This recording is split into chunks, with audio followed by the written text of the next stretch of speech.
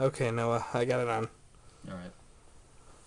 So, thanks for the minute of your time to talk to me about this and everything. No problem, man. I know you've been having a rough couple weeks. I usually don't let people in that I don't know in my house, but I went on your channel and I got recommended by some people who follow me, and I saw you're sort of trying to.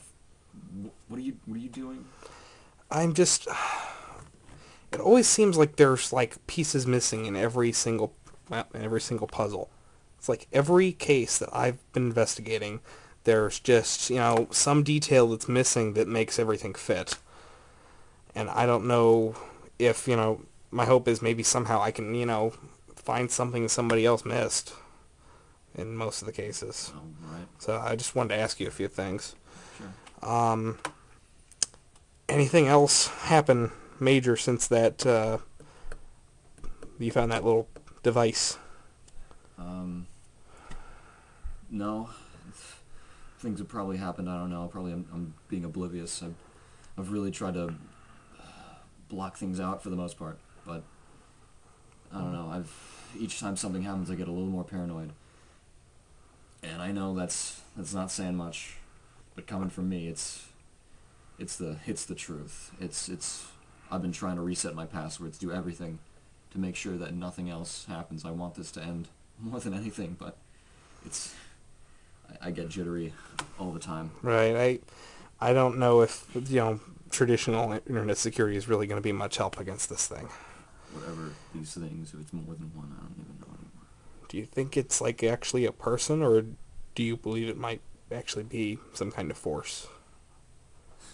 Back in the beginning, I thought it used to be like just some guy fucking with me, but after like Nature Trail, that video I put out, and after all those events and this device with the fucking voice that came out, I don't know.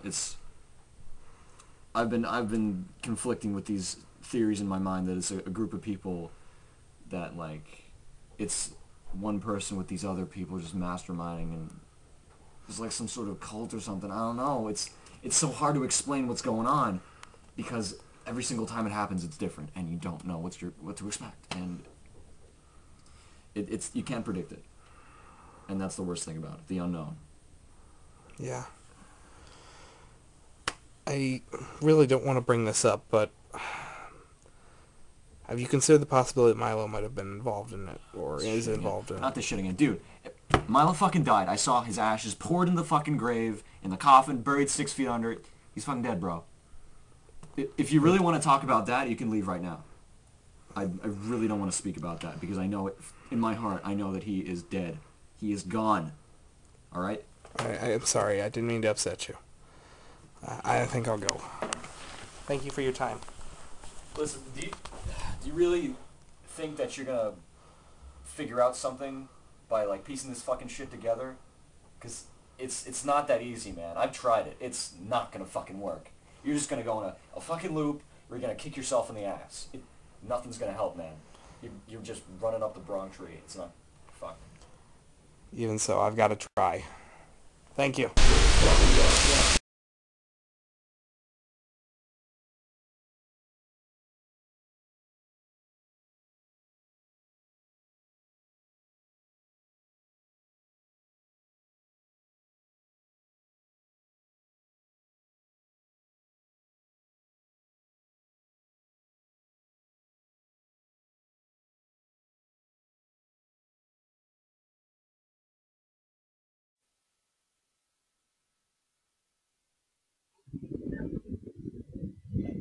So, Dr. Cairo, it's an honor to make your acquaintance.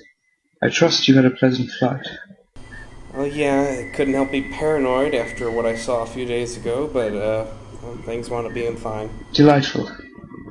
I'm glad to be able to assist you in your sojourn, but as you may have guessed, my motives are not entirely altruistic.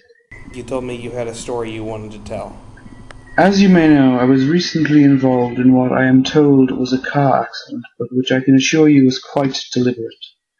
While in a state of advanced intoxication, I took to the wheel of my car and attempted to leave the grounds of my estate, something which I haven't done in 4 years.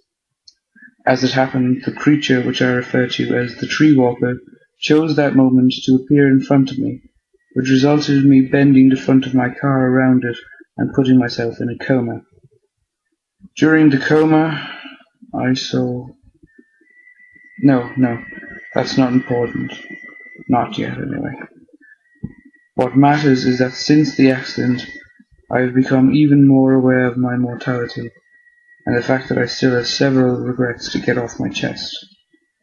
I tried to write this one up, but I couldn't do it justice.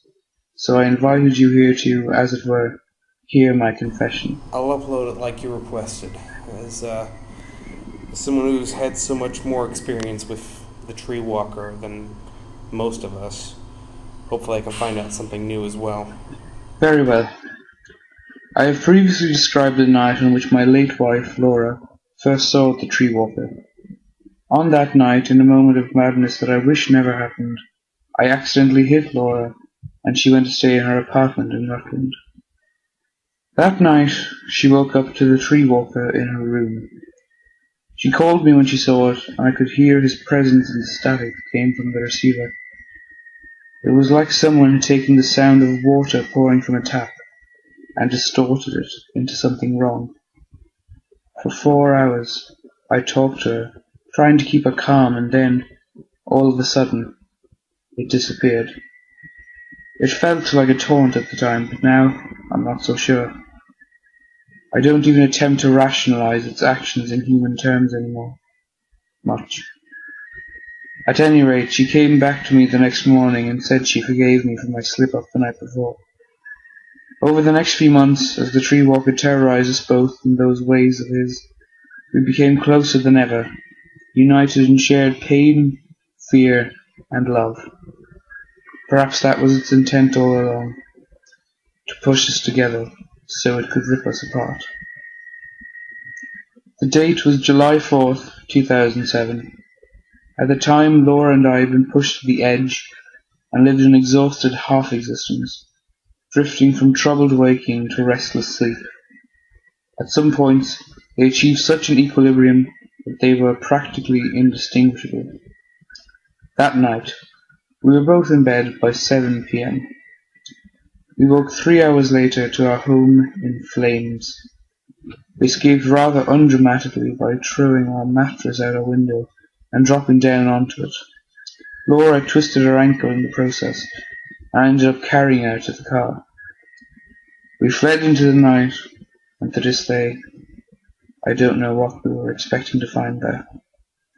We'd fallen into some dark pit of panic where sense had deserted us. We just had to drive away from the burning ruins of our home. We'd been driving for hours when I saw it just standing in the road ahead of us. For a brief moment, it was illuminated by the flash of a firework, and then it was in shadows again. Something snapped in me in that moment. I hit the accelerator. Laura screamed at me, asking me what I was doing. Her last words were, "Marcus, no." As in my madness, I attempted to drive my Honda right through the tree walker.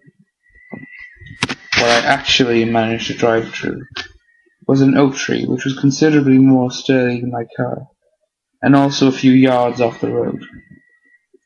I don't know how it did it, but it made me move through space until I ended up hitting an obstacle I hadn't even been able to see from where I started. Laura died on impact. I, unfortunately, didn't even get knocked out. I had to sit there for hours while blood poured from her head into my lap. I couldn't feel it. I'd lost all feeling and movement below my legs. I couldn't reach either of our phones. We weren't found until the next day. I spent a few months recovering, being rehabilitated as much as I could be, and by the time I got home, the damage to my home had been fixed. I've been here ever since. Not once have I left these grounds in all these years, because I no longer trust myself outside Cairo. Everything that went wrong in that story boiled down to one thing, and that was me succumbing to the pressure of the tree walker. snapping. I'm tired of other people getting caught up in my crossfire. So I rot here like the corpse that I emotionally am until the day my physical form is married with my emotion. A day that I see coming soon. Marcus, you shouldn't blame yourself. You're a victim just like everyone else I've talked to. You've been more help than you know. At any rate, thank you for listening to the ramblings of a tired old man. You've done good by me and I'll return the favour. My nurse Hannah is downstairs. Talk to her and she'll arrange for your flight to the destination of your choosing. As for me, I am weary and wanting rest. It was a pleasure to meet you, Doctor. Take care again, and thank you. Thank you, Marcus. I wish you good luck.